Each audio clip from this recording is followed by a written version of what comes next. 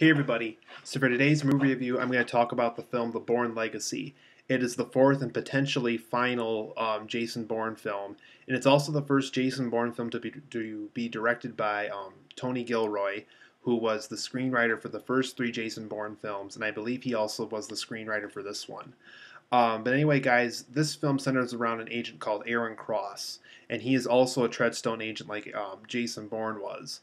And in this installment, the Treadstone agents, Aaron Cross and the other ones outside of Jason Bourne, I'm going to try to avoid spoilers as much as possible, but I just want to kind of get the point across and give you a synopsis of the film. They have to take these kind of pills that will keep their senses and abilities up to date. And if they don't take these pills, or if they take the wrong combination of pills, they could potentially die. And so the film centers around Aaron Cross, like I said, and we follow him on the events of near the end and possibly the middle of the Bourne Ultimatum, I believe, and it crosses over to this new story that is Bourne Legacy. And so we get to see kind of the events that Aaron Cross was in and a part of while Bourne Ultimatum was going on, and we get to see kind of what his side of the story was, and we also get to see a scientist played by Rachel Weisz in this. And by the way, Aaron Cross is played by Jeremy Renner. Um, but Rachel Weisz is the scientist that works for this organization that creates these pills, and it's kind of this advanced medical science kind of thing with these pills to kind of keep them up to date with the Treadstone program. And it eventually gets shut down, and this isn't a spoiler because it's actually shown in the trailer. And so they eventually, both her and this Aaron Cross eventually come to a crossroads. They meet each other at some point in the film, because that would be giving away if I told you how they eventually met. Um, and so it turns out that because the program was shut down and because these pills are no longer being made, um, Rachel Weisz is aware of this place outside the country, I believe in the Philippines, that could either end the agent's time with the pills, like it's a kind of a virus that gets rid of your need of having to take these pills all the time. And so, this Aaron Cross is very interested in this because he wants to not have to worry about taking these pills anymore and everything. And so they go over there, and the rest of the film is about them getting Aaron Cross cured and getting the two of them out of trouble because they're both fugitives. Aaron Cross is this Treadstone agent, and the Treadstone program's getting shut down, and her laboratory thing got shut down. And so they both become fugitives, and they have to survive. And so the Bourne Legacy, you guys, it was an okay film. I wasn't too impressed with this movie. But I want to get to the positives and negatives because I have quite a few things about this movie. Rachel Weisz's performance was brilliant in this. I always loved watching her as an actress. I liked The Constant Gardener and Definitely Maybe and some other stuff she was in. And even if she's in a film that isn't very well written, at least her performance and everything seems to be always very spot on and very good. So huge thumbs up to her. I loved her performance in this film. She was very good. I liked how they took an alternate story for the Jason Bourne universe. I liked how it wasn't this. I'm going to put this charger in here because it looks like I'm low on battery. Um, I liked how it was like a fourth Jason Bourne story that wasn't a Jason Bourne story, if you know what I mean. I liked how it was about Treadstone, it was about something Jason Bourne related, and they gave us this fourth story that takes place within the Jason Bourne universe. So I kind of liked that they went that route for a fourth one because, it's kind of the reboot of the series, and it was just kind of interesting to me on how they took that on. I liked how this film kept certain themes, music, and a kind of an end credit feeling that you had for the first three Jason Bourne films.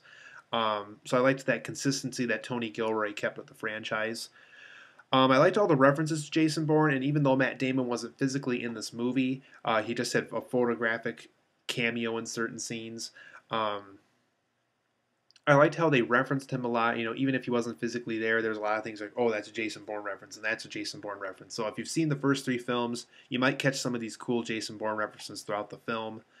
And I liked how it tried to blend in with the Bourne Ultimatum, even though it didn't do it very well in certain spots. I liked how they at least attempted to be a part of a story that we're already familiar with.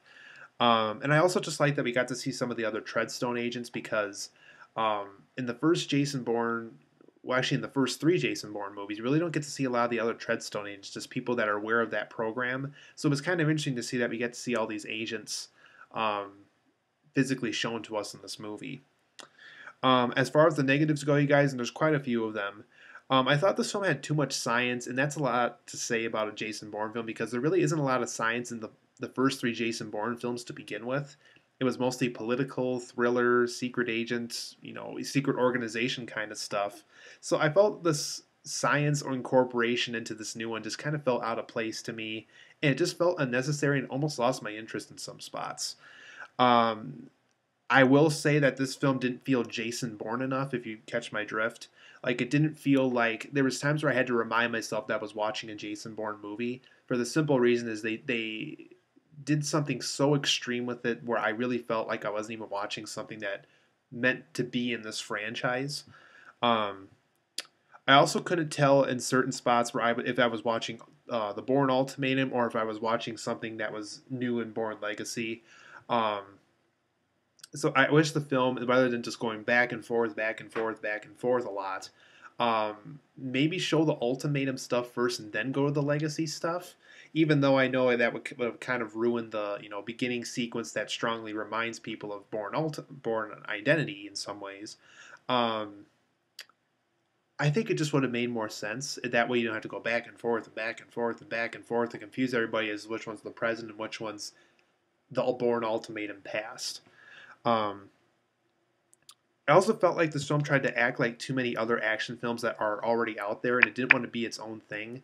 And I didn't like that. I really like. It's like I like Cliffhanger, but I don't want to see that in a Bourne movie. I like The Gray, but I don't want to see that in a Bourne movie.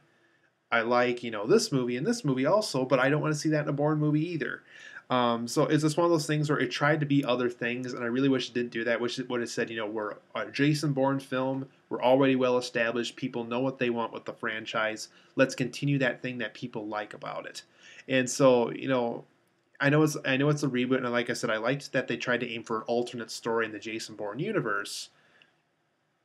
But I would have liked to have made it feel like it belonged with the franchise in some way.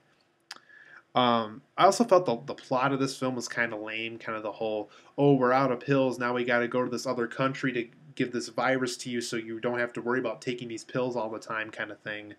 I thought that was all kind of lame. I mean, it just, Bourne Ultimatum was just such a great film. And even Bourne Identity and even Supremacy in some cases were all great films. And they all have an interesting plot, and this one unfortunately did not. So I wish the plot of this film was more interesting when Tony Gilroy was planning this film out. Also, I will go far as to say is Jeremy Renner was not as good as Matt Damon as far as the lead protagonist of a story. I just thought the whole Aaron Cross character wasn't developed enough to make me care about him the same way I cared about Jason Bourne.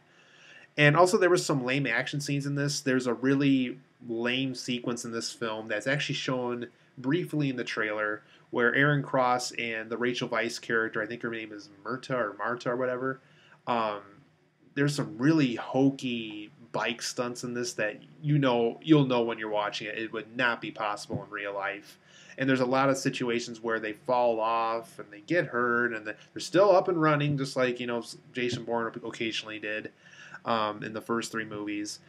I felt this film needed better action sequences, so I guess, like I said, because there was so much science and because there was so much talking, and even when the action did happen, it just didn't feel as exciting as it could have been. Um, this film needed a lot of work done. I mean, it just didn't feel ready to go for the cinema quite yet. So I give the Bourne Legacy a 7.5 out of 10, despite all those negative things I said. It was an okay film. It's easily the weakest Bourne film, I'll tell you that much. Um, Unfortunately, it is the weakest in the franchise, like I said, a 7.5 out of 10. It's an okay film. If you liked the first three films, you might be slightly entertained by this one, but don't expect something that'll be groundbreaking and, the new best step in the series kind of a film. So like I said, guys, an okay film, but don't expect the Bourne Ultimatum with this one.